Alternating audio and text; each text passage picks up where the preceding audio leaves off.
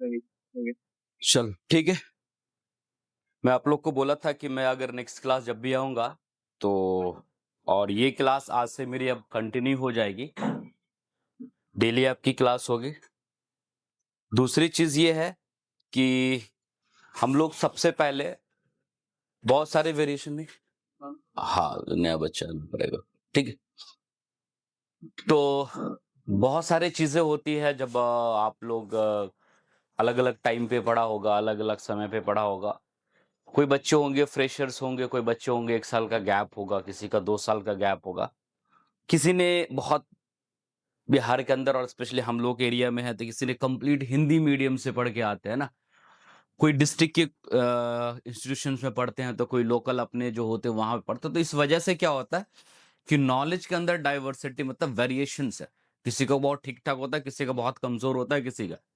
इन सारे चीज़ को ठीक करने के लिए अब जो एक्चुअल आपको मैं अभी पढ़ाऊँगा ये आपका बेस प्लान कर रहे हैं हम लोग मतलब रूट तैयार कर रहे हैं।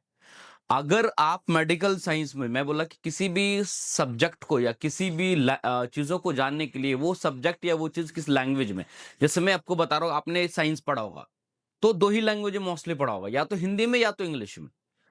तो साइंस अपनी एक अलग चीज़ हो गई लेकिन उसको हिंदी में लिखा गया तो लैंग्वेज उसका पेपर क्या हुआ हिंदी और इंग्लिश। तो भले मेडिकल इंग्लिश में लिखा गया है मेडिकल साइंस को, लेकिन मेडिकल साइंस का खुद का अपना एक लैंग्वेज जो उसकी वर्ड्स को समझने में हेल्प करेगा, है ना? उसके वर्ड्स को समझने में हेल्प करेगा। और मैंने ऐसे ही बताया था कि किसी भी सब्जेक्ट्स के अंदर में या किसी भी जगह पर अगर आप आज अच्छे से हिंदी बोल पाते हो, दैट मीन्स आपके अंदर वो वोकैब्युलरीज स्टोर है ना। उसके रिगार्डिंग आपस वर्ड्स और आपको अभी फ्रेंच बोलने को बोला जाए, एक वर्ड नहीं बोल पाओगे, कोई बोल पाओगे? मैं भी नहीं बोल पाऊंगा क्योंकि हमारे वहां के कोई वर्ड हमारे वोकैब्युलरी में हमारे ब्रेन में स्टोर है ही नहीं, तो हम सोच भी नहीं सकते। लेकिन वैसे ही हम लोग मेडिकल में भी आ रहे हैं तो अलग अलग मेडिकल के नए नए टर्म्स मिलेंगे ना। तो बुक्स के जब अंदर मिलते हैं तो हमें सिर्फ वर्ड्स को तोड़ना आ जाए, सिर्फ वर्ड्स को ब्रेक करना आ जाए, तो हम हर वर्ड्स के मीनिंग को आसानी से समझ सकते हैं। और एक वर्ड जब लिखा था हम लोग तो अभी तक इंग्लिश के ग्रामर में पढ़ते भाई, ठीक है। एक लेटर होता है, फिर वर्ड्स होता है, फिर वो सेंटेंस बनाती हैं, फिर वो फ्रेज बनाता है। इस तरह से चीजें क्या होता है बढ़ता हुआ चला जाता है। मेडिकल्स में हम लोग देखेंगे कई छोटे छोटे वर्ड मिलके भी एक वर्ड ही बनाता है। कई छोटे छोटे वर्ड्स मिलकर के, जैसे मैं फर्स्ट क्लास में बताया था ना बायोलॉजी, है ना। तो बायोलॉजी जो है, अगर मैं बात करूं तो बायोलॉजी एक वर्ड है अगर हम लोग इंग्लिश के हिसाब से बात करें। लेकिन इन मेडिकल साइंस में अगर हम लोग करें तो मैंने बताया था उस टाइम की बायोलॉजी को हम लोग ब्रेक किया था। तो एक निकला था क्या, BIO, बायो, है ना। फिर क्या निकला था, लॉजी निकला था। और ब्रेक करेंगे तो बायो के साथ साथ जो है वो जो ओ है लास्ट में, BIO जो है, वो भी एक अलग वर्ड है।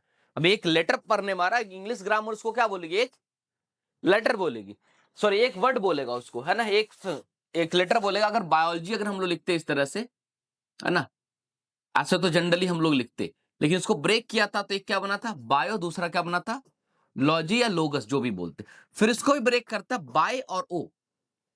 तो यहां पर ऐसे अगर हम लोग देखें तो ये एक क्या ABCD अगर पढ़े तो एक क्या एक लेटर आता है, एक लेटर के वर्ड में आता है। लेकिन अगर अगर मैं बात करूं मेडिकल साइंस के अंदर में तो this is not a single letter, ये एक लेटर नहीं है। ये एक वर्ड में आता है जिसको हम क्या कहते हैं कनेक्टिंग वर्ड्स में, कनेक्टिंग वोवेल्स के अंदर में हम लोग बात करेंगे। इसको हम लोग connecting words and connecting vowels बोलते हैं, ठीक है। मैडम।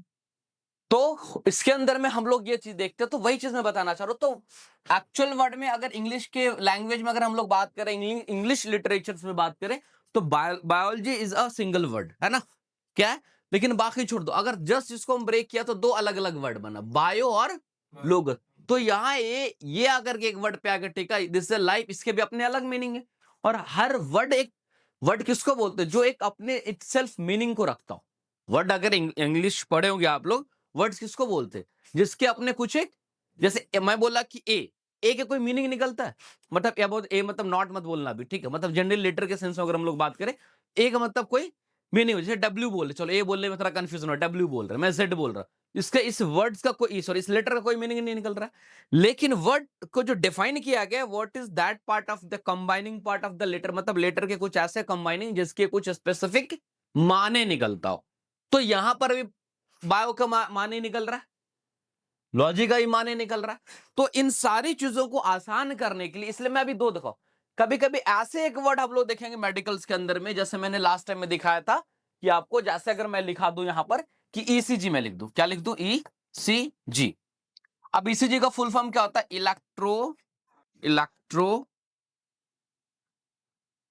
कार्डियोग्राफी, अलग अलग मैं बताया था ना। तो यहां पर अगर इस चीज को अगर देखा जाए, अभी इस स्पेसिफिक फॉर्मेट में अगर हम लोग बात करें, इलेक्ट्रो एक वर्ड है मान लो, कार्डियो एक वर्ड है, और ग्राम एक अलग वर्ड से। तो ये एक्चुअली अगर एक साथ पर है तो इंग्लिश के लिटरेचर क्या कहती है इसको, एक वर्ड है ये, इंग्लिश लिटरेचर क्या बोलेगी, एक वर्ड है।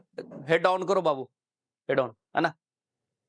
और लेकिन जब हम इसको समझने के लिए मेडिकल वर्ड को ब्रेक करेंगे तो क्या आएगा भाई, इलेक्ट्रो अलग है, कार्डियो अलग है, ग्राम अलग है। और इलेक्ट्रो का मतलब क्या होता है, इलेक्ट्रिकल एक्टिविटी। क्या कहते हैं कि कार्डियो का मतलब क्या होता है, हार्ट होता है। और ग्राम का मतलब that's is a report card, है ना, रिपोर्ट कार्ड बेसिकली हम लोग।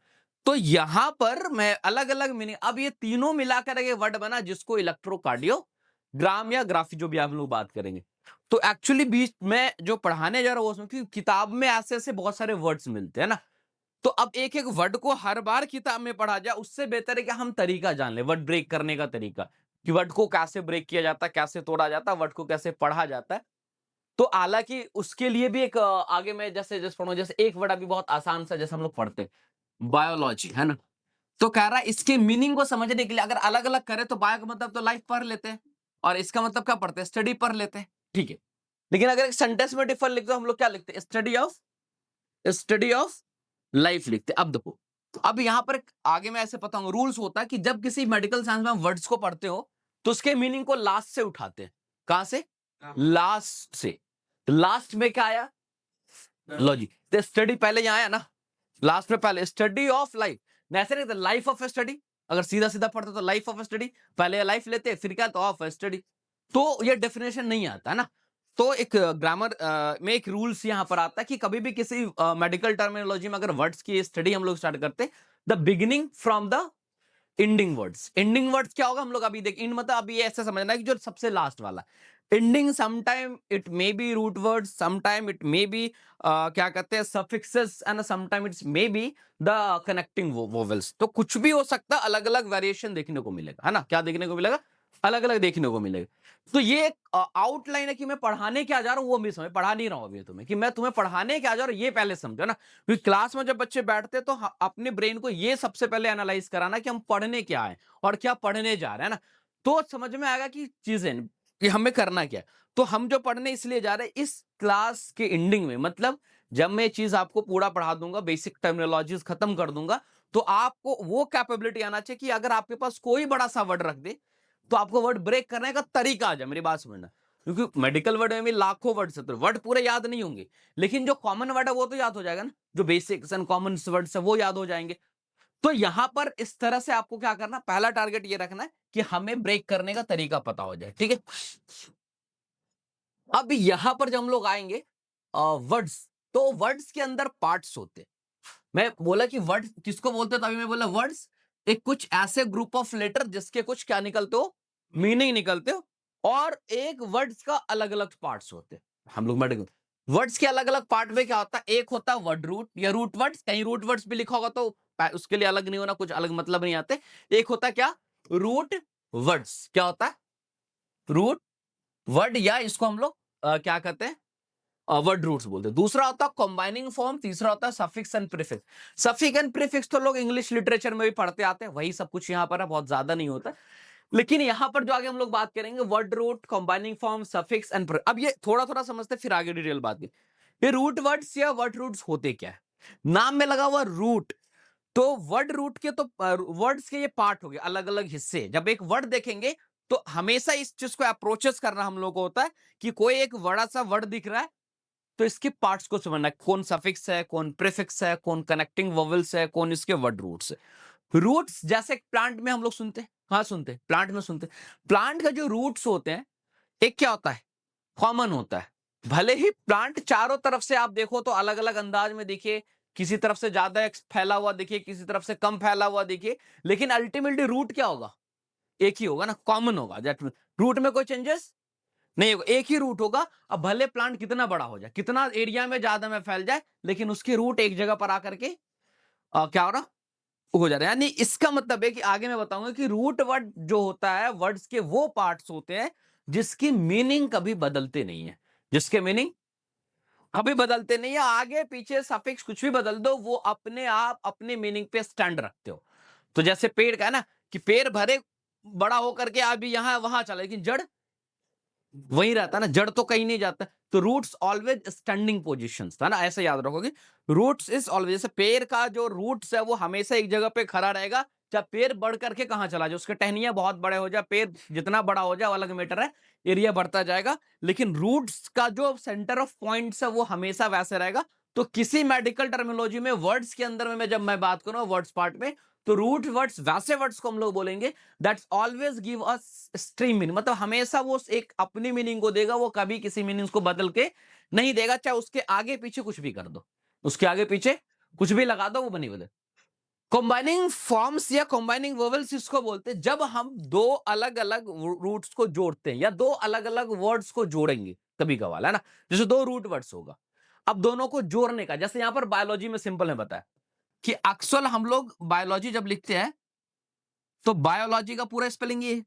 और हम लोग बचपन से इतनी इस मेडिकल ग्रामर में आते नहीं है, तो हम लोग सीधे पढ़ते बायोलॉजी एक वर्ड है, दूसरा क्या लॉजी। अब वर्ड रूट वर्ड्स के हिसाब से अभी देखो मैं बताया कि जो ओ है ये कंबाइनिंग फॉर्म है, क्या है, एक अलग पार्ट हो गया।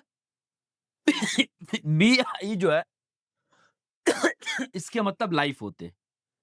अब हालांकि तुम लोग बाई का मतलब क्या पढ़े हो, दो, है ना, बट यहां पे मेडिकल ये लाइफ पढ़ते।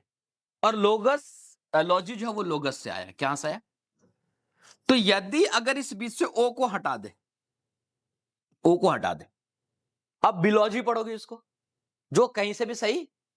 तो अब इसको अच्छे से प्रोनाउंस किया जाए या अच्छे से बोला जाए, एक फ्रेमवर्क में स्ट्रक्चर है, इसके लिए जो मेडिकल लिटरेचर्स के लोग थे उन्होंने क्या रखा बीच में। तो हमेशा अक्सर जगह पर हम लोग देखेंगे कि जगह जगह पर क्या होगा, कंबाइनिंग फॉर्म का मतलब है ये दो अलग अलग वर्ड्स को। अब जैसे यहां पर क्या हुआ, ये बाई जो है ये रूट वर्ड है, क्या है बी आई जो, ये क्या है, this is a root word. और लॉजिक क्या लास्ट में आ रहा, तो लास्ट में किसी वर्ड्स के लास्ट में अगर आता है उसको प्रीफिक्स बोलते हैं, सफिक्स बोलते हैं, सफिक्स बोलते हैं। प्रीफिक्स मतलब पी से प्रीफिक्स, पी से पहले, पी से प्रीफिक्स, जो किसी वर्ड के पहले आए तो उसको प्रीफिक्स बोलेंगे। तो अब यहीं पे मसला होता है कि आपको वर्ड्स को समझने होते कि रूट वर्ड्स क्या। तो ये by is a root word, और लास्ट में लॉजी जो इसका क्या हो गया, सफिक्स।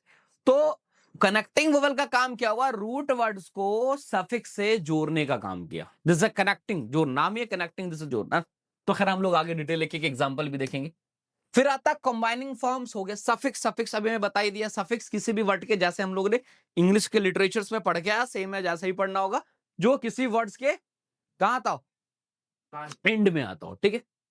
एंड प्रीफिक्सेस जो किसी वर्ड्स के। अब यहां पर अभी बड़ा कंफ्यूजन, अगर हम बायोलॉजी लिखते हैं, आ गया भाई,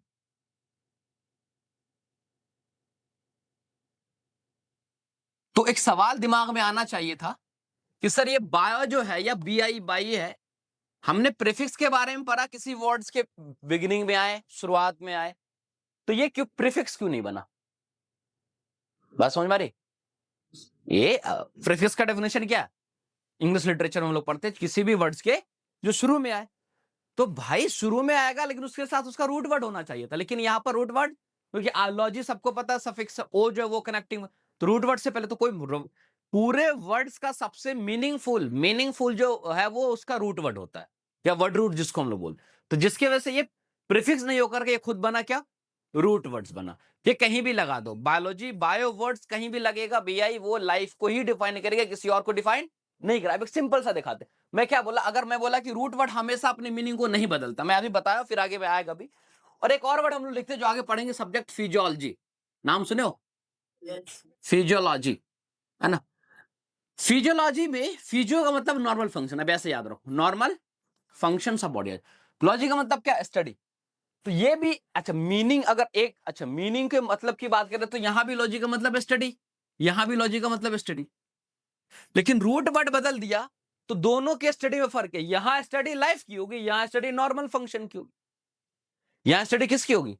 तो लॉजी अपने मीनिंग पे जरूर है, लेकिन रूट वर्ड के साथ जो मीनिंग देगा वो मीनिंग मतलब क्या होगा? बदल गया, मतलब बदल गया ना। कि यहां पर किसके स्टडी को बता रहा है? लाइफ के स्टडी को बता रहा है, लेकिन यहाँ पे किसको स्टडी को बता रहा है? Normal study of normal function of human body और ह्यूमन फिजियोलॉजी। तो मैं ये बताना चाह रहा कि सफिक्स अपने मीनिंग को बदल दे रहा है। सफिक्स अपने मीनिंग को क्या कर रहा है? बहुत थोड़ा डिटेल में जाओ तो समझो कि अभी तुमको सर लॉजी लॉजी तो स्टडी है कम नहीं, इसके सेल्फ मीनिंग को जरूर है, लेकिन वर्ड के मीनिंग को क्या कर रहा है? यहां पढ़ाई की बात ही कर रहा है, स्टडी की बात कर रहा है, लेकिन यहाँ लाइफ की स्टडी की बात कर रहा है। यहाँ किसकी स्टडी की बात कर रहा है? नॉर्मल फंक्शन की बात कर रहे हैं, ठीक। तो ऐसे ही हम लोग आगे चलेंगे। तो पहला चीज तो हमें सबसे पहला चीज जो याद होना चाहिए था वो एकदम कॉमन वर्ड्स था कि भाई वर्ड्स रूट्स के पार्ट कितने होते। तो पहला सवाल याद रहेगा आपको, कितने होते? 4 होते। कौन कौन होते? हाँ, ये 4 आपको एकदम सुपरफिस मतलब याद होना चाहिए कितने कौन कौन से पार्ट्स होते। अब वही मैं तुम्हारे एग्जांपल में दे रखा, वहां मैं दे रखा, यहां पर एक वर्ड दे रखा गैस्टर। ये थोड़ा सा नया वर्ड है, सुन समझ भी जाओगे। गैस्टर, गैस्टर का मतलब होता है स्टमक। स्टमक किसको बोलते? स्टमक बोलते पेट को। फिर पेट किसको बोलते?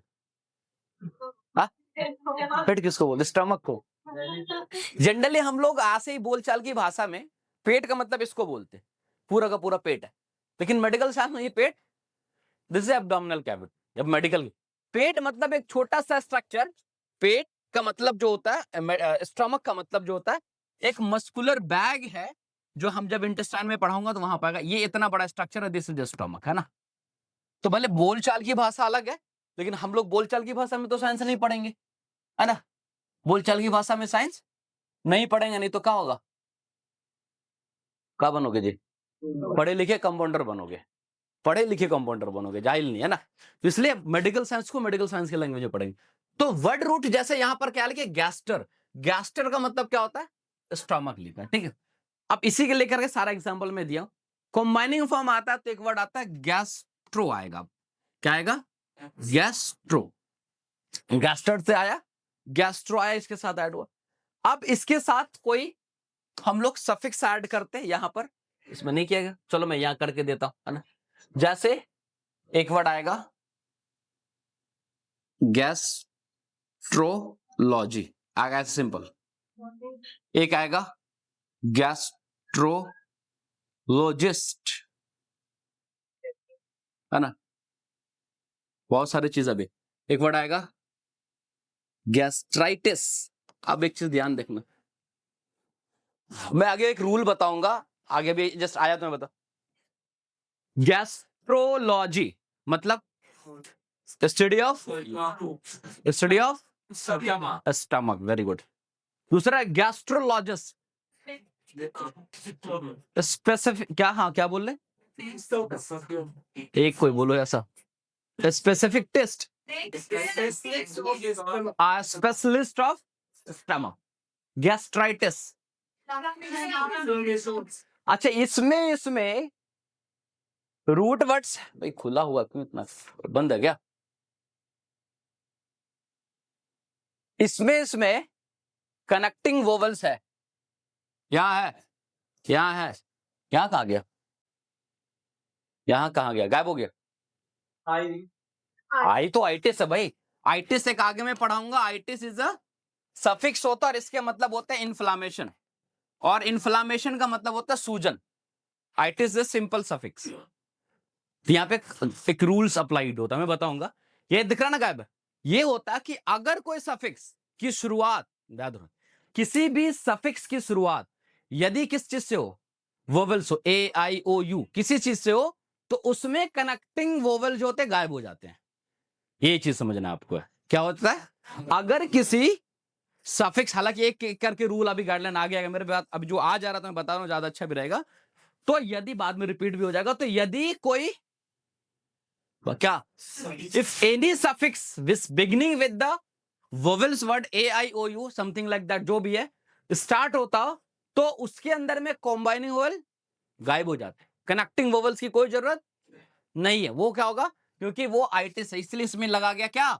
गैस्ट्राइटिस लग गया है, गैस्ट्रोआइटिस नहीं लिखेंगे। फिर अगर इसके हिसाब से, अगर पहले रूल के हिसाब चलेंगे तो क्या लिखा जाता है? गैस्ट्रोआइटिस। तो कोई मतलब के वर्ड नहीं आते, है ना। चलो, तो इतनी चीज तो क्लियर हो गए। चलो सफिक्स वर्ड वो बता ही दिया, वही सब चीज है, कोई मतलब नहीं। प्रीफिक्स, अच्छा एक चीज और, दो चीज वर्ड है आगे वैसे आएगा कि जैसे सफिक्स कहीं भी अगर लगा हुआ ना तो सफिक्स के कुछ कंडीशंस होते हैं। जैसे सफिक्सेस अगर है तो वो क्या बताता है, जैसे क्या बताता है, तो या कोई ना कोई प्रोसीजर्स को बताएगा। क्या बताएगा? प्रोसीजर। कोई ना कोई कंडीशंस को बताएगा, या कोई डिसऑर्डर्स को बताएगा, या कोई डिजीज को बताएगा।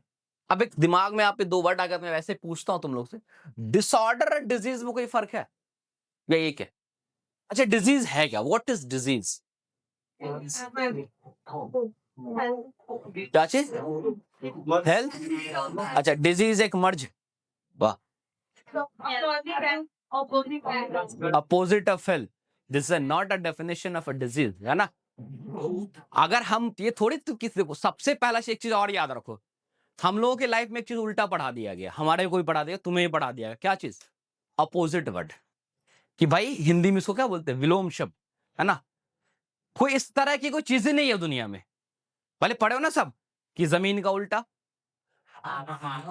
और क्या कहते हैं चांद का उल्टा, है ना? माँ का उल्टा, पति का उल्टा।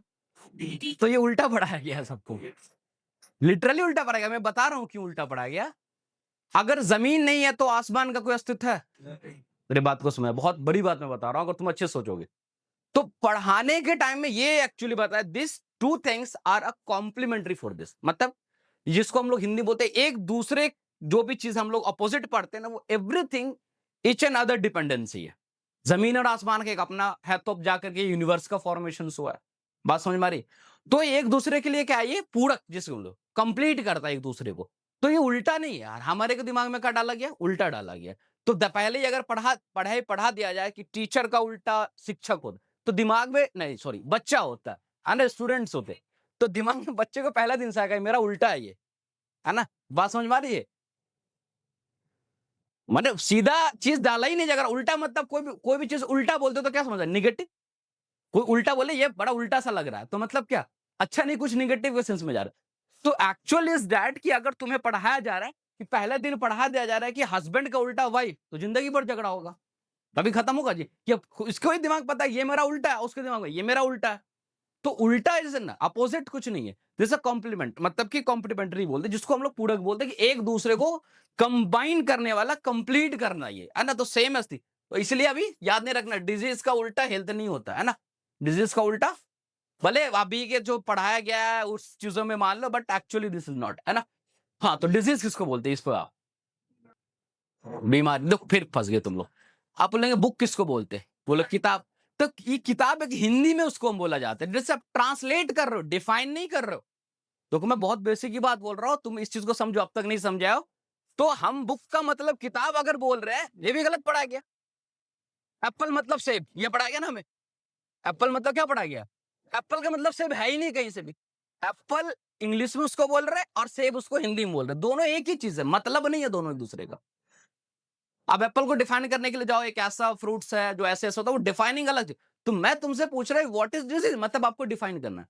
आप पूछे, मैं जैसे सिंपल है बुक, कोई बोला किताब, तो बुक का मतलब किताब जिंदगी में नहीं हो सकता है, जिंदगी में नहीं हो सकता है, क्योंकि आप उसको इंग्लिश में नाम दिया, किसी ने उसको हिंदी में नाम दिया है, वो मीनिंग नहीं है उसके। तो बुक का मतलब क्या हुआ? बुक का डिफाइन अगर कोई बोले तो क्या हुआ?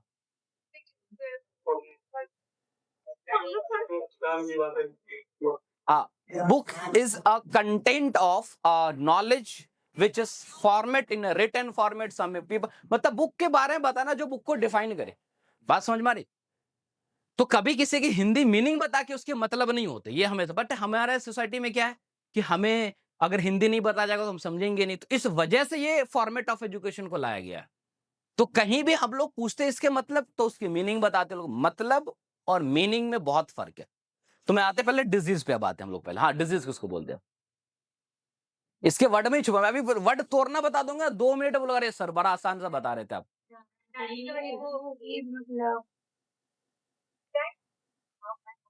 सॉरी,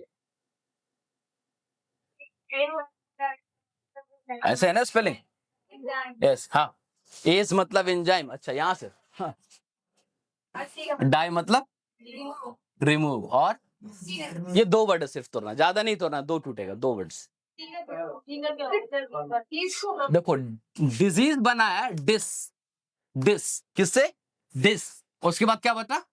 इज का क्या मतलब होता? Is for comfort. इज का मतलब होता है कंफर्ट, और डिस का मतलब नॉट। डिस मतलब नॉट कंफर्ट। तो disease is a condition in which the person, and जिसको भी हो रहा है, द पर्सन एंड एनिमल, जो भी जिसके बारे में बोले, plant, disease is a condition in which, जिसके बारे में हो रहा, that person is not feel to comfort. अब बीमारी में कंफर्ट कोई फील करता है? एक लाइन अब याद है। तो अगर इस तरह से तुम पढ़ो तो बहुत आसानी से चीजें याद हो जाएगा ना। तो अप्रोचेस करना ना चाहिए लाइफ में। हमेशा मैं बात करता हूं कि अगर आपको अप्रोच करना आ गया तो दुनिया का सबसे आसान काम है पढ़ाई।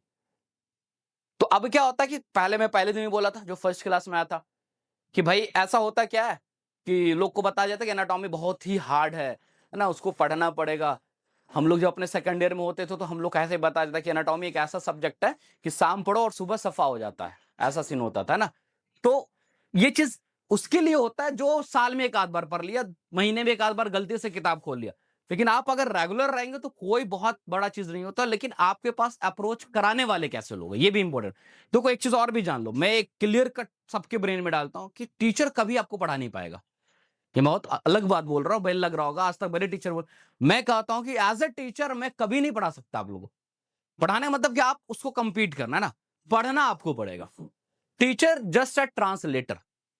हम क्या बताते, कुछ नया बता देते हैं? जो किताब की बात होती है वही बात बताते हैं, जो आपके पास भी किताब होती है। बट आप उसको ट्रांसलेट मतलब कर, जैसा ये बोला ना कि बुक मतलब किताब, क्यों पढ़ा गया? क्योंकि किताब दिमाग में पहले से पता है, मेरी बात को सुन रहे, उसको हम समझ रहे, किताब वर्ड हिंदी वर्ड को समझ रहे। लेकिन हम इंग्लिश वर्ड को नहीं समझ रहे होते बचपन, तो हमको बुक का मतलब किताब बता दिया जाता है, यही किया जाता है। सेम एज जितनी भी चीजें लिखी हुई सब कुछ आपको पढ़ना आ रहा है, आपको समझना नहीं आ रहा है। किताब अगर इंग्लिश सबको पढ़ना आता है, किताब पढ़ोगे मेडिकल का, एक लाइन से पढ़ते चले जाओगे, आपको क्या नहीं आ रहा है? समझना नहीं आ रहा, कॉन्सेप्ट नहीं क्लियर हो रहा पढ़ करके। तो टीचर का काम just is a clear a concept and translate to it, इतना ही काम होता है।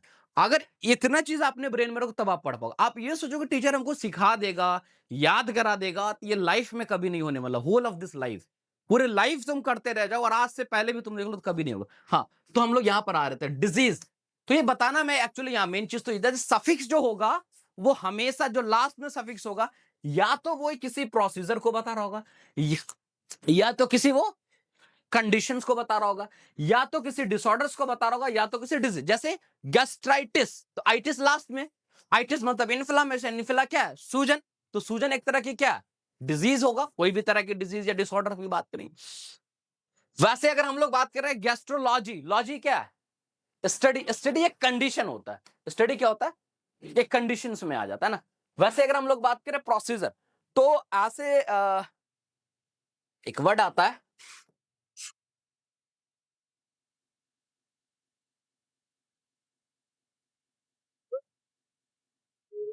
ट्रैक्योस्टोमी, है ना। ऑस्टोमी जो है ना, ट्रैक्योस्टोमी, ऐसे मैं बता रहा हूं तुम्हें फिर। ट्रैक्योस्टोमी बोलते हैं जनरली क्या होता है, जब लोगों को कोई व्यक्ति ऐसे जो आरटीए हो गया, नहीं रोड ट्रैफिक एक्सीडेंट हो गया, गिर गया और इतना तेज मुंह फ्रैक्चर हो गया है कि कुछ सांसें अंदर से नहीं जा रही है, तो ऐसे कंडीशन में हम लोग फेफड़ा में ट्यूब डालते हैं और यहां से कट करके डालते हैं। तो कट करके अंदर डाला, कट करके अंदर हमने डाला, तो ट्रैकियोस्टोमी उसको हम लोग बोलते हैं। ऑस्टोमा ओपनिंग को बोलते हैं, किसी भी ओपनिंग को ऑस्टोमा बोलते हैं, ऑस्टोमा वर्ड है ना। तो अब ये कट करके डालना, ये करना, दिस इज अ प्रोसीजर। तो यहां पर ऑस्टोमी किसको बता रहा है? एक प्रोसीजर को बता रहा है ना। जैसे हम लोग एक ऑपरेशंस के नाम सुने, लैप्रोटॉमी का नाम सुने हो? लैप्रोटॉमी क्या सुने हो? यहां पर जो टॉमी वर्ड है, दिस इज ऑल्सो प्रोसीजर है। कैसे? अभी सब सुनो, सब सुनो, वही मैं बोला अभी समझ कि हम लोग सुने होते हैं और बस आपको उस चीज को लाइन अप करना होता है। कुछ चीजें हाँ नहीं भी सुने होते। अब मैं जो बोलूंगा ये एक एक बच्चा सुना हुआ। आप लोग सबने सुना होगा कि किसी को पेट खोल के ऑपरेशन हो रहा है, सुने हो? पेट खोलने मतलब का चीड़ा लगा, एक होता मशीन से हो रहा है। लैप्रो वर्ड जो है ना, लैप्रो वर्ड जो है ना, लैप्रो। अच्छा, लैप्रोस्कोपी सुने होगे? हाँ, तो सुने तो उसके मतलब समझो। लैप्रो का मतलब होता है एब्डोमेन। ये क्या हुआ? एब्डोमेन। और टॉमी का मतलब होता है कटिंग। तो जब हम काट करके ऑपरेट कर रहे होते यानी कि चिरवा ऑपरेशन जिसको बोलते, दिस इज लैप्रोटॉमी। और वही इस आप एक वर्ड हम लोग लिख देंगे लैप्रोस्कोपी।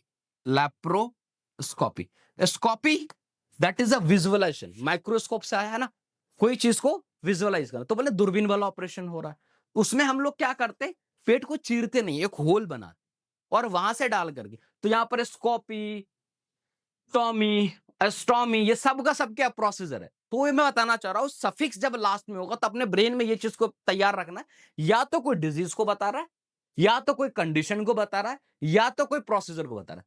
अब तुम ये सोचो, जहां कुछ सोच नहीं पा रहे थे, तुम तीन चीज में लिमिट कर ली कि सफिक्स क्या बता रहा होगा, ये पता चल रहा था आज से पहले नहीं चल रहा, लेकिन आप आपको समेट के लिए आना कि कम से कम तीन, या तो कोई प्रोसीजर को बता रहा है, या तो कोई कंडीशंस को बता रहा है, या तो कोई डिसऑर्डर्स को होता है। अच्छा, अब हम लोग यहां पे भी आते हैं कि डिजीज तो तुम लोग जानेंगे, डिजीज एंड डिसऑर्डर में क्या फर्क है, ये होमवर्क कर देते तुम्हारा, ठीक है। ये होमवर्क रहा कल तुम्हारे कि disease, differences between disease and disorder लिखना है, लिख लो फटाफट। हाँ, हाँ, ये मिल जाएगा, ये जो मैं दिखा रहा हूं ना, ये पीडीएफ आप सारे बच्चों को, आपके जैसे जा रहा है ना सारा इंफॉर्मेशन, वैसे मिल जाएगा व्हाट्सएप पे। हाँ, डिफरेंसेस बिटवीन differences between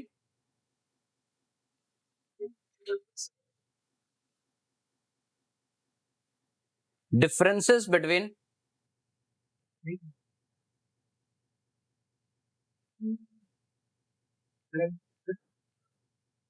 हो गया।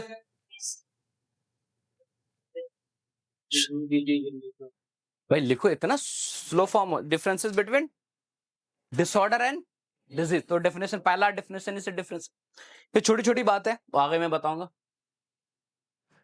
अब इसको डिसऑर्डर को भी अगर तोड़ोगे, यहां से भी इसके मतलब बात है। मैं बार बार ये कह रहा हूं कि तुम्हें रटने की जरूरत नहीं है, तुम्हें बस स्किल तैयार करना है। स्किल किसको बोलते हैं, बड़ा स्किल पर्सन है ये, तुम लोग ये सुने होगे। स्किल किसको बोलते हैं, व्हाट इज एक्चुअल स्किल को, तो हिंदी इधर हल्ला चलना। देखो बाबू, एक चीज पहले सुन लो, मेरे क्लास में सिर्फ हल्ला मत करो, बात नहीं करो, है ना। ये 40 मिनट शांति से सुन लो, हम यही चाहते हैं बस। ये 40 मिनट तुम डिस्टर्ब करते हो तो हम डिस्टर्ब होते हैं। और एक चीज फैक्ट बता देते तुम लोग को कि यदि कोई भी, मैं सारे क्लास के लिए बोल रहा हूं, यदि तुम बोलते हो कुछ, तो एक्चुअली होता है क्या प्रॉब्लम कि मेरे दिमाग में जो चीजें आने वाली थी वो नहीं आएगी, तुम्हारे डिस्ट्रक्शन की वजह। जैसे लॉस किसका होगा, तुम्हारा हो सकता कुछ अच्छी बात हो जो मैं नहीं पता, वो मेरे दिमाग में आ रहा होता और वो हम नहीं बता पा रहे, डिस्ट्रैक्ट हो गए, तो अल्टीमेटली टोटल लॉस तुम्हारा, हमारा कोई लॉस नहीं है। इसलिए मैं बार बार, जितनी भी क्लासेस होती है, आप 40 मिनट शांत बैठना है। अगर ये सोच लो कि तुम 40 मिनट शांत बैठ नहीं सकते एक साथ में, तो फिर मत पढ़ो, क्योंकि फिर पान दुकान वाले को भी 6 घंटा बैठना पड़ता है एक साथ, वो भी छोड़ के नहीं भागता, है ना। तो अगर तुम 40 मिनट यहां नहीं बैठ रहे, समझो पान दुकान भी नहीं चला पाओगे तुम, है ना। इसलिए 8 से 12 के घंटे में 40, और फिर तो ब्रेक मिलता है ना, एक क्लास इधर उधर, है ना। तो इसलिए अपने आप को 2-3 चीज, मैं हर एक क्लास में ओपन कर रहा हूँ, अभी तुम्हारा सीनियर है ना, हर एक क्लास आज ही मुझे पता है, मुझे पता है कि क्या होने वाला है। 5 से 7-8 बच्चे होते जो ठीक ठाक अपने कंटिन्यूटी को रखते, लेकिन मैं शुरू के दिनों में हर को अवेयर कर देता हूँ। आज आपके सीनियर्स है, उनके साथ भी यही है कि हाँ, कि भाई कुछ बच्चे हैं जो कंटिन्यू रहे, कुछ बच्चे कंटिन्यू, जो कंटिन्यू रख रहे हैं वो बहुत अच्छे जा रहे हैं, जो कंटिन्यू नहीं रख रहे वो अपना कुछ कर रहे हैं। हमारे पास जब तक रहोगे, आओगे जाओगे, हम बताएंगे, सिखाएंगे, पढ़ने के लिए मोटिवेट्स करेंगे हमेशा, है ना। दूसरी चीजें क्या है, एज ए तुम इस फील्ड में एक नॉलेज जान लो कि आने वाले समय में, अभी जो आ चुका है 2023 मार्च या 24 मार्च, एग्जैक्ट हम कंफर्म नहीं है, 23 मार्च तो है 2023 का या 2024 का, एक गैजेट गवर्नमेंट ऑफ बिहार ने निकाला। गैजेट मतलब वो कानून, जितने भी मेडिकल साइंस या बीटीएससी, बिहार टेक्निकल सर्विसेज, जो पूरे बिहार में एग्जाम कराती है गवर्नमेंट बहाली के लिए, है ना, उन्होंने निकाल दे जितने भी बीटीएससी के वैकेंसीज है आएंगे, उनमें बच्चे को एग्जाम पास करके नौकरी मिलेगी, गवर्नमेंट नौकरी। और तुमने उसके बाद वैकेंसी आए भी, ओटी, एमएलटी, रेडियोलॉजी, अभी हमको लग रहा है क्या कहते हैं नर्सिंग, ये सारे की वैकेंसी आ चुकी है और सारे ने एग्जाम दिया है। और कुछ कुछ जगह पे ऐसा हुआ है कि सीट खाली गई है, 1200 सीटें, सीट भर भी नहीं पा रहा। क्यों? आप एग्जाम क्रैक नहीं कर, पहले लोग पढ़ते नहीं थे। तो ये दिमाग से पहला चीज तो निकाल देना कि अगर अच्छी जगह पे जाना है, गवर्नमेंट जॉब में जाना, तो अब पढ़ना पड़ेगा। ये एकदम दिमाग से निकाल देना कि टाइम पास करके नहीं। बाकी प्राइवेट कॉलेज, प्राइवेट यूनिवर्सिटी में मैं एक ही लाइन में बोलता हूँ कि बच्चे फेल नहीं होते, ओपन बोलता हूँ, वहां बच्चे फेल नहीं होते, वहां पास। लेकिन ये यूनिवर्सिटी और में पास फेल आपके लिए बहुत बड़ा चैलेंज नहीं है, और आपके लिए बहुत बड़ा अचीवमेंट भी नहीं है। यही मत भ्रम में रहना कि हम पास हो रहे हैं, बहुत बड़ा अचीवमेंट करी। एक्चुअल अचीवमेंट आपका कहाँ होगा? कॉम्पिटिशन। और मैं बार बार कहता हूं, हर बच्चे को कहता हूं क्योंकि मैं कंपटीशन बैच भी पढ़ाता हूँ और मेरे नर्सिंग के बहुत सारे बच्चे थे, तकरीबन 50 ऑनलाइन मेरी क्लास में, जो अलग-अलग जगह से पढ़े उड़े हैं। एग्ज़ाम भी दिए, बहुत बच्चों का अच्छा एग्ज़ाम गया, रिज़ल्ट खैर बताएगा। सीएचओ में मेरे बच्चे कुछ एग्ज़ाम दिए हैं, जिनका सिलेक्शंस भी हो चुका है ना। तो कंपटीशन असल में पढ़ने में मज़ा आता है कंपटीशन में। तो हम उस लेवल से क्यों नहीं पढ़े? क्योंकि एग्ज़ाम में कुछ बाहर से चीज़ें नहीं पूछी जाती है। आपकी जो सिलेबस है देख लेना, कुछ-कुछ चीज़ें बाहर से होती है, but majority of the question आपके इसी दौरान के क्वेश्चन होते हैं। तो हम अगर अपना यूजीज़ को अच्छा रखेंगे, यूजी क्लासेस को अच्छा रखेंगे, यानी जो अभी कर रहे हो यूजी डिप्लोमा जो भी कर रहे हो, तो आगे जो तुम्हारा लाइफ है, अच्छा कंपटीशन की तैयारी कौन अच्छा करेगा? जैसे इंटर में लोग नीट निकालने बैठते हैं, है ना? ये सबने कुछ लोगों ने ट्राई भी किया होगा, किसी ने सुना होगा, किसी ने किसी को करते हुए देखा होगा। तो इंटर जब आईएससीज में लोग आते हैं तो नीट के लिए प्रिपरेशंस करते हैं। तो उन्हीं का अच्छा प्रिपरेशन होता है, सच में बता रहा हूं, जिनकी क्लासेस 6 7 8 9 10 अच्छे से निकला हो। जैसा नहीं कि एक बैग 12 में आया नीट को जाना निकाल लेते लोग, नहीं, ये बहुत रेयर ऑफ द रेयर है, जिसके पास गॉड गिफ्टेड ब्रेन है उसी के साथ होता है, अदरवाइज नहीं होता। तो वही मैं बताना चाह रहा हूं कि ये जो पीरियड आपका होगा, आप सोचोगे सर डिग्री ले लेंगे, फिर कोई कंपटीशन का बैच पकड़ लेंगे, फिर तो तैयारी करके निकाले, नहीं, 6 महीना में कुछ नहीं होता है। आपके पास 3-4 महीना का समय मिलेगा, तो वही 3-4 महीना में कर पाएगा जो अपने थ्रू आउट द जर्नी में पढ़ा है। थ्रू आउट द जर्नी में जिसने पढ़ा है उसने ही निकाला और उसने ही आगे कुछ कर पाया। तो इसलिए मैं बार बार कह रहा हूं कि आप 2-3 चीज ख्याल रखेंगे, क्लास के अंदर बातचीत नहीं, क्लास के अंदर no cellphone use, mobile use एकदम नहीं करेंगे। हाँ, जितनी बात करना है मेरे साथ करो, जितने सवाल करना है मेरे साथ करो, है ना। 2-3 चीज मैं बोलता हूँ, आपके पास 50 सवाल है, मैं ऑफर भी ये करता हूं कि यदि आप घर पे पढ़ रहे हो, मैं सारे बच्चों को बोलता हूँ, करते कम हो, घर पे पढ़ रहे हो, आपको कोई डाउट्स आ जाते मेरे नंबर पे व्हाट्सअप करके छोड़ दो। अगर मैं जिस टाइम में फ्री होगा 12 बजे रात में मैं फ्री होऊंगा, तो मैं 12 बजे रात में आपको आंसर कर दूंगा, यदि फोन पे आंसर करने लायक होगा तो। कभी कभार क्या होता है, आपका आंसर बहुत बड़ा है, आप फोन पे आप टेक्स्ट में समझ नहीं पाओगे या वॉइस मेल पे समझ नहीं पाओगे। मैं क्लास आऊंगा पहले आपके उस आंसर को फाइनलाइज करूंगा, फिर टॉपिक पे हम लोग आते हैं, है ना। मेरा ये तरीका होता है। तो इसलिए ताकि आप होता ना कभी कि बिगिनिंग रहे सर, हम पढ़ना शुरू किए और जब रूम पे बैठ के पढ़ रहे होते एक आध वर्ड नहीं समझ में आता, अब आगे एनर्जी ही नहीं बढ़ रहा है, तो आप उसको अंडरलाइन करके भेज दो। अगर शॉर्ट करने वाला इमीडिएट होगा, लॉन्ग आंसर नहीं होगा, तो मैं उसी टाइम वॉइस मेल से समझाना, वॉइस से या जिससे भी मैं समझा देता हूं। बट आपके अंदर सिर्फ होना चाहिए कि हाँ मुझे पढ़ना है बस। बाकी रास्ते टारगेट के अंदर बहुत है, जहां सिर्फ आपको अपने ऊपर दिमाग में लाना है कि हमें पढ़ना है, तभी हो पाए। बार बार करूंगा, हम आपको अच्छी प्लेटफॉर्म दे सकते हैं, अच्छे एजुकेशन दे सकते हैं, अच्छे माहौल दे सकते हैं, अच्छे लैब दे सकते हैं, लेकिन अल्टीमेटली परफॉर्म किसको करना होगा? आपको करना होगा, मैं बार बार कह रहा हूं। तो ऐसे हर साल नए बच्चे आते हैं और हर साल फिर पास आउट होकर आगे टाइम पे जाते हैं, लेकिन इस बीच में इस भीड़ में कुछ बच्चे होते हैं जो बहुत अच्छा करके जाते हैं, कुछ ऑन एन एवरेज हो जाते हैं। तो ये चीज, हाँ, आपको दूसरी चीज़ होती जो मैं बोला था कि मैं किताब अभी किसी को नहीं लेना है, तो आपको परेशान नहीं होना। बहुत सारे बच्चे परेशान है कौन किताब लें? तो ये जो डे फर्स्ट होता है ना, बहुत क्रेज़ियस होता है ना, लोगों को लगता है कि किताब लें, ड्रेस पहन के आएँ, ये सब कुछ पता था ना, लेकिन ये धीरे-धीरे क्या होती है? तो आपको वो चीज़ को, पीक को रोकना, प्लेटू पे जाके रोकना होता है। जनरली वेट लॉस किसी ने किया है यहाँ पे? अपने घर में किसी को कराया है? वेट लॉस, मोटापा बहुत है ना आज के टाइम पे। तो किसी ने घर-वारे में किसी का हुआ है? किसी का नहीं हुआ? कोई एक बताओ ना हुआ? मैं एक चीज़ जानना चाह रहा हूँ। मुझे तो पता है बट तुम्हें इससे भी जानना चाह रहा हूँ। पर फैमिली में, पड़ोसी में, दोस्त में किसी ने वेट लॉस कराया है?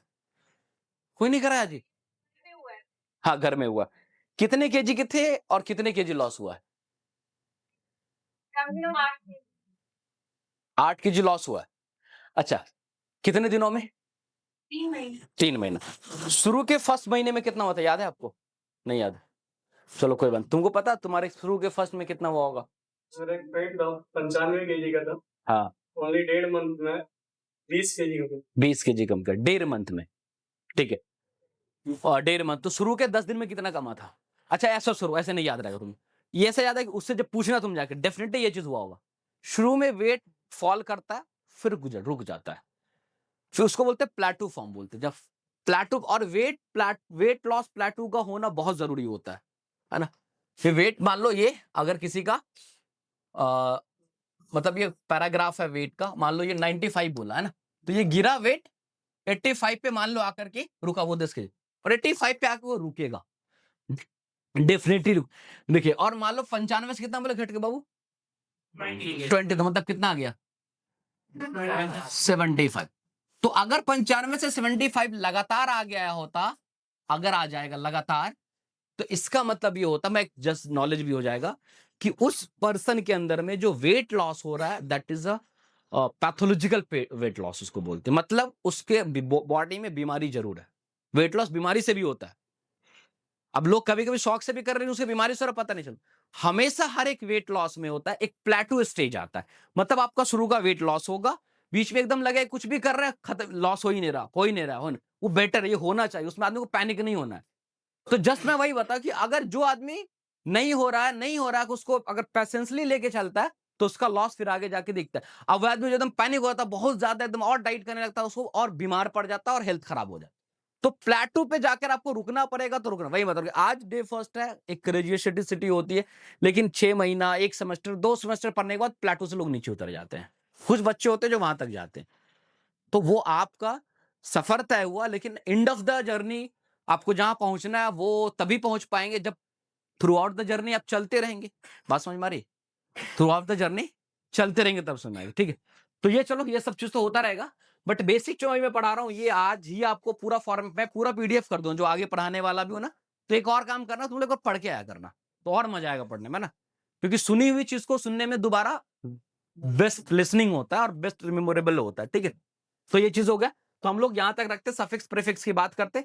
कल से हम लोग कुछ गाइडलाइन है वर्ड्स के, गाइडलाइन से वो मैं कल से तुम्हें कराना स्टार्ट